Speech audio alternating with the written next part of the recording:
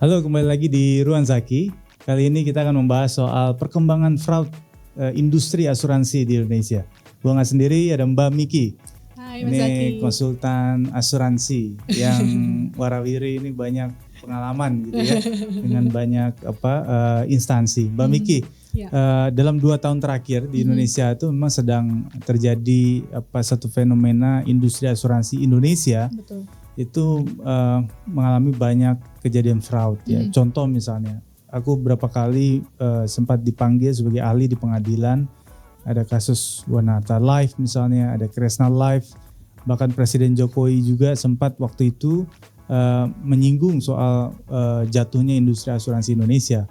Kata Presiden, jangan sampai kita seperti India katanya, yang kerugiannya sampai ribuan triliun rupiah. Dan memang ini banyak kreditur yang akhirnya tidak bisa mendapatkan hak mereka karena memang hukum tidak berbunyi gitu. Bahkan OJK itu dianggap tidak pro terhadap para pemegang polis. Ini problem yang sangat luar biasa, kerugiannya juga sangat besar sekali. Nah, bagaimana Mbak Miki memandang ini? Oke Mas, sebetulnya kalau mengenai fraud ya tidak bisa terlepas dari banyak pihak. Dari pelaku usahanya sendiri, pelaku usaha asuransi, juga dari orang yang konsultan asuransinya juga, atau kurangnya literasi dari nasabahnya sendiri untuk tidak berusaha mencari tahu apakah produk yang dia punyai gitu kan, apakah produk yang mau dia beli untuk security-nya dia. Itu ada banyak faktor ya Mas. Posisi sekarang ini kita sangat senang dengan adanya putusan MK yang menguatkan bahwa asuransi itu adalah perjanjian kedua belah pihak yang tidak bisa diputuskan oleh salah satu pihak saja.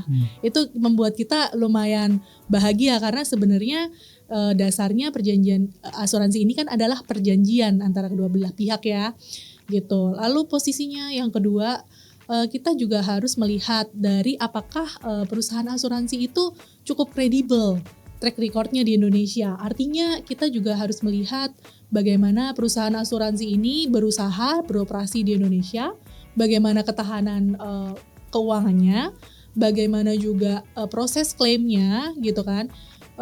Kita berada di dunia yang saat ini sudah digital Mas. Harusnya kita bisa berusaha mendorong sama-sama dengan OJK mendorong setiap klaim polis itu dapat kita akses 24 jam secara online dengan aplikasi-aplikasi sehingga fraud itu bisa terhindar. Karena apa? Karena kapanpun nasabah itu bisa mengakses polisnya, mengakses informasi apa yang dimiliki produknya itu bisa dibaca. Kadang kan kita sebagai orang pekerja gitu, kita kadang melupakan apa yang sudah kita punya gitu ya, apa aja yang tertulis. Juga kadang-kadang sudah dijelaskan oleh agent insurance juga tidak 100% akan menangkap itu, akan bisa kita telaah satu persatu ketika kita membaca sendiri. Nah itu saya harapkan bahwa sekarang polis itu bisa diakses online, jadi bisa dilihat. Dan dunia sekarang juga kan call center juga kita bisa telepon apa sebenarnya manfaat yang saya punya di asuransi saya ini gitu kan. Itu juga salah satunya Mas. Terus untuk klaim juga aplikasi-aplikasi itu kan membantu kita untuk klaim secara maksimal gitu. Jadi artinya kita bisa tahu pada saat itu juga ketika kita klaim kita terbantu oleh akses secara online dan kita bisa mengakses perkembangan klaim itu secara online gitu. Jadi artinya teknologi itu membantu lah ya proses kita untuk bisa menjalankan hak dan kewajiban para pihak. Dan memang problemnya itu kan soal bagaimana transparansi industri asuransi kan. Jadi jangan sampai kemudian corporate governance-nya tidak dijalankan. Pemegang sahamnya kabur misalnya ke luar negeri kan. Itu yang kemudian terjadi beberapa tahun terakhir ini. Dan ketika kemudian ternyata asuransi itu sempat juga dimainkan dalam investasi yang sangat gambling. Itu kan juga problem tuh di beberapa kasus lain tuh. Yang harusnya investasi itu bisa direasuransi asuransi ini bisa direasuransi untuk menjaga kan. Kalau misalnya ternyata juga ada kendala yang tidak bisa tercover. Tapi ini malah si asuransi dimainkan untuk investasi yang tadi saya katakan gambling. Sehingga terjadilah kerugian yang besar dan dia kesulitan untuk kemudian mengembalikan pada para pemegang polis misalnya.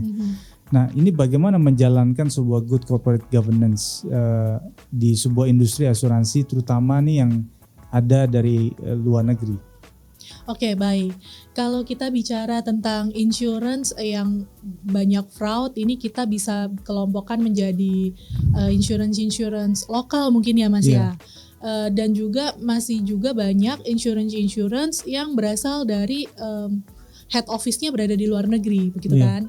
Tapi yang kita bisa lihat di sini bahwa kebijakan di Indonesia itu ketika insurance ini memiliki head office di luar negeri dan beroperasi di Indonesia, semua kegiatan bisnisnya, kegiatan investasinya yang mungkin kalau Mas bisa katakan itu seperti produk-produk unit link gitu ya, bisa kita bilang seperti itu pengelolaan dananya wajib dilakukan di Indonesia dengan produk-produk keuangan di Indonesia gitu.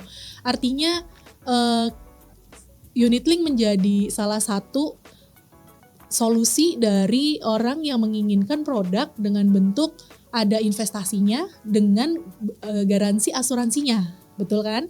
Namun kita juga terbantu secara undang-undang bahwa terbatasi semua pengelolaan dana yang berasal dari asuransi di luar, yang head office-nya ada di luar negeri, itu pengelolaan dananya wajib ada di Indonesia. Jadi tidak bisa dicampur adukan dengan investasi di luar negeri. Namun yang perlu digarisbawahi, kalau asuransinya ini yang dari head office-nya berada di luar negeri, itu perusahaan asuransi yang di luar negeri ini head office-nya bisa membantu backup, mengcover. Artinya perusahaan ini direasuransi lagi oleh dana aset yang dimiliki oleh head office-nya di luar negeri. Nah, itulah yang membedakan dengan asuransi-asuransi lokal yang kita tidak tahu backup dana reasuransinya atau backup aset dan dananya ini di mana dan oleh siapa. Tapi kalau kita menggunakan asuransi-asuransi internasional, brand-brand internasional, itu bisa dipastikan bahwa head office brand internasional ini yang akan membackup secara aset dan secara investasi gitu Mas. Iya, dan saya dengar 2-3 tahun ke depan itu LPS, Lembaga Penjamin Simpanan itu sudah menyepakati pembentukan dulu namanya LPP kan, Amanat Undang-Undang, Lembaga Penjamin Polis. Yang memang itu ditunggu-tunggu karena undang-undang sudah memerintahkan tapi belum kunjung dibentuk lembaga ini. Nah, dengan adanya LPP harapannya nanti itu bisa ada institusi negara yang memang bertanggung jawab khusus pada kasus asuransi dalam 2 tahun terakhir seperti ini. Betul. Kalau dulu kan LPS memang kan juga lahir misalnya kita ingat skandal Bank Senturi misalnya dan seterusnya. Nah, ini kita berharap juga ada jaring pengaman untuk resiko yang kemudian timbul dari industri asuransi yang selama ini ada ketika memang ada problem demikian, fraud tadi itu kan. Tapi kita berharap nanti memang LPP ini memang bisa mengcover kerugian karena kan memang tidak semudah yang kita bayangkan. Tapi kalau dengan industri asuransi luar negeri itu bisa jauh lebih secure ya mungkin ya kalau saya pandang. Satu sisi negara punya LPP, di sisi lain industri asuransi luar negeri ini dia punya konsep internal yang kemudian bisa memberikan satu garansi lah, jaminan kepada para pemegang polis. Kira-kira begitu ya Mbak Miki? Betul.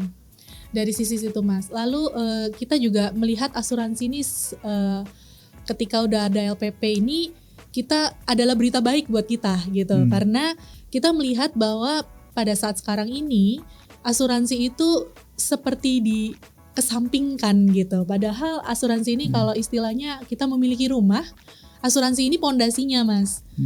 Banyak di kalangan usia produktif gitu, di kalangan saya misal, kita melihat orang lebih senang untuk berinvestasi di lembaga keuangan saham ataupun di yang lebih high risk lagi, Bitcoin atau Ethereum atau produk-produk koin lainnya gitu. Padahal pondasi rumahnya nih belum stabil nih gitu. Atau bahkan belum terbangun nih gitu kan. Padahal sebelum beranjak ke sana tidak salah untuk berinvestasi di kantong-kantong manapun, saya juga penganut Warren Buffett harus mengantongkan investasi kita di 7 kantong yang berbeda gitu. Tapi pastikan pondasi kita aman dulu. Pastikan bahwa kita memiliki cakar ayam yang cukup gitu. Kalau kita memiliki penghasilan, kita tuh harus menghitung penghasilan kita produktif saat ini dikali dengan 10 tahun Mas, untuk kita bisa secure, aman untuk pensiun gitu kan. Nah kita pastikan dulu cakar ayam kita tuh udah 10 tahun dari penghasilan tahunan kita sekarang gak nih gitu kan. Kalau itu memang belum, kita lengkapi dulu cakar ayam kita untuk menjadi pondasi. Barulah kita mulai sedikit menyisihkan untuk investasi-investasi yang lainnya. Nah itu Mas, harusnya pandangan seperti ini, pondasi itu dikuatkan dulu. Semoga ini nyampe ya ke teman-teman saya juga gitu, ke pemirsa juga gitu. Jadi kita berinvestasi dengan lebih tenang gitu, dengan mengasuransikan diri kita yang berharga ini. Gitu, iya, karena di bisnis yang tadi sampaikan Mbak Miki ya, Bitcoin, mungkin kripto dan sebagainya penuh resiko. Penuh resiko. Ya, tidak sedikit yang kemudian justru malah uangnya lenyap habis di sana gitu kan. Betul. Nah itu yang kemudian perlu kita edukasi. Kadang-kadang orang pengen kaya instan, cepat gitu ya, apalagi pas zaman COVID itu kan, karena banyak PHK di mana-mana. Lalu banyak influencer yang menjanjikan bahwa ini satu aktivitas bisnis yang bisa bikin lu dalam waktu singkat punya Lamborghini misalnya gitu. Iya, Nah, itu tidak kan, salah, betul. Iya, dan biasanya yang terpapar tuh orang-orang yang di bawah garis kemiskinan. Dia punya impian yang dininabobokan adalah impian yang sebenarnya utopis gitu kan, sangat sulit ya. Siapapun pasti butuh kerja keras gitu kan. Nah ini yang kemudian bisa beresiko tinggi gitu ya, ketika juga permainan bisnis itu tidak diasuransikan gitu. Nah ini yang kemudian perlu kita jaga betul ya, agar ekosistem bisnis ini tidak serampangan gitu ya. Bahwa asuransi itu menjadi pilar tadi kata, membangun rumah itu menjadi alas agar yang lain-lain ini bisa berdiri tegak ketika asuransi di bawah ini bisa menopang itu semua. Betul. Kira-kira begitu. Apalagi mau disampaikan Mbak Miki terkait dengan edukasi kita terhadap fraud yang di dunia industri asuransi? Satu hal bahwa dunia kita udah terbuka dengan luas, semua akses informasi itu ada gitu kan. Website menawarkan, call center juga bisa kita telepon. Teman-teman di sekeliling Anda mungkin bisa menjadi sarana untuk yuk coba bertanya bagaimana menyelamatkan diri sendiri dengan membuat pondasi yang sempurna gitu. Baru kita mau bangun 10 lantai, 12 lantai, rumah kita itu udah bisa berdiri dengan tegak gitu Mas. Iya. Gitu. Oke, ini mudah-mudahan bisa membantu kita mengenal industri asuransi di Indonesia agar kita tidak terjebak pada satu resiko yang besar ya. Memilih dengan bijak, dengan cerdas itu menjadi penting sekali. Sampai ketemu lagi di Ruang Zaki berikutnya.